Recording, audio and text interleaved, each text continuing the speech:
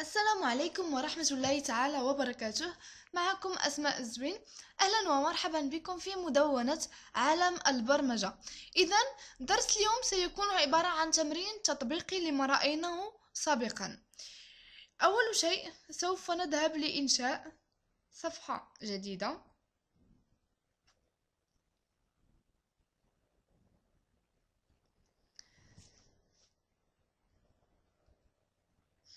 سوف نفتح واسم ال HTML ونغلقه هنا الهيد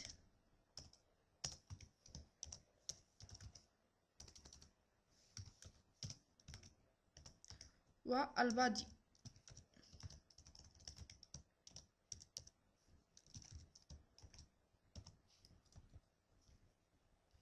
هنا التايتل.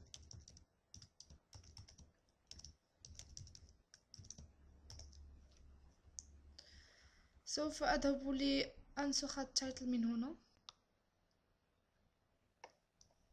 كنترول سي، ونذهب ل كنترول في بهذا الشكل.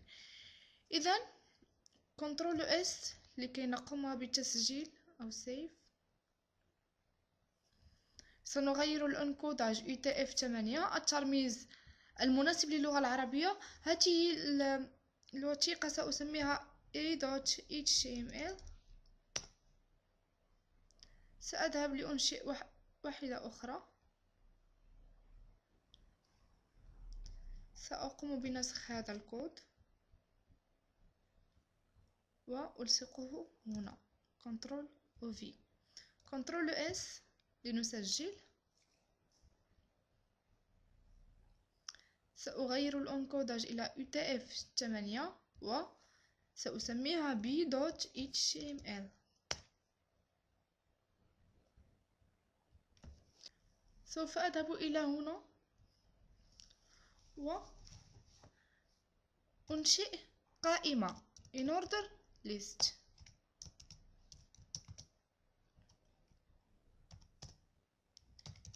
li وأغلقها هنا،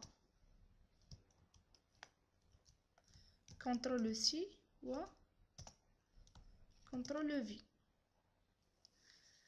سأسميها page 1 وهذه page 2، كنترول اس، ثم نذهب إلى المتصفح وريفريش. ظهرت هنا. أنا الآن أريد إذا ضغطت على page 1 أن تظهر لي هذه الصفحة a.html. إذا ضغطت على page 2 تظهر لي هذه الصفحة، وهذه الصفحة سنقوم بإضافة فيها مجموعة من الأشياء. إذن لكي تظهر لنا جيدا سأضع مثلا بين واسمي الفونت، واسم البداية واسم الغلق. سأغلقه هنا. قلت أول واسم يفتح وآخر واسم يغلق. فونت سأعطيها الكالر، فأعطيها مثلا purple و size -4، -4، وأعطيها face مثلا أريال لأنه متواجد في جميع الحواسيب تقريبا. إذن سوف نذهب إلى المتصفح وريفريش. إذن كما تلاحظون ظهرت بهذا الشكل. أنا الآن أريد أن تظهر لي في وسط الصفحة، فهناك واسم لم نراه من قبل وهو center.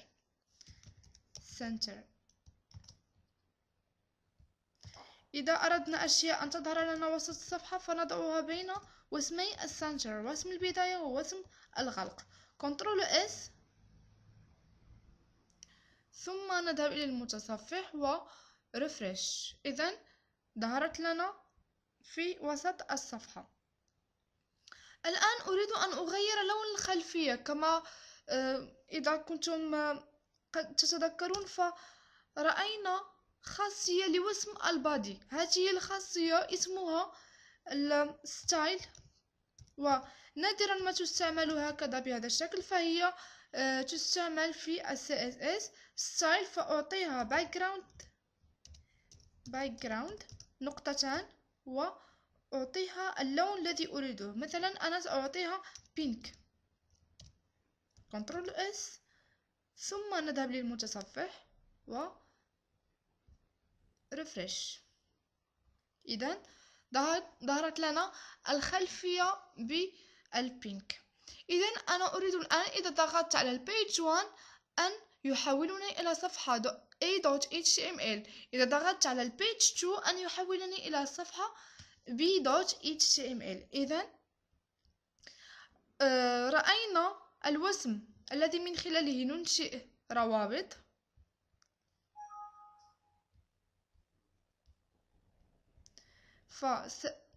هنا سأضيف وسم A وأغلقه هنا.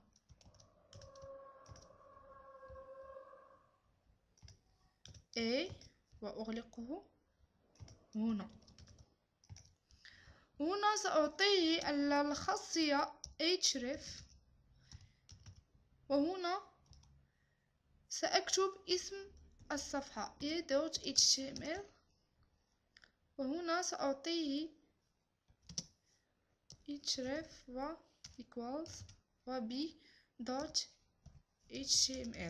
كنترول اس، ثم نذهب إلى المتصفح.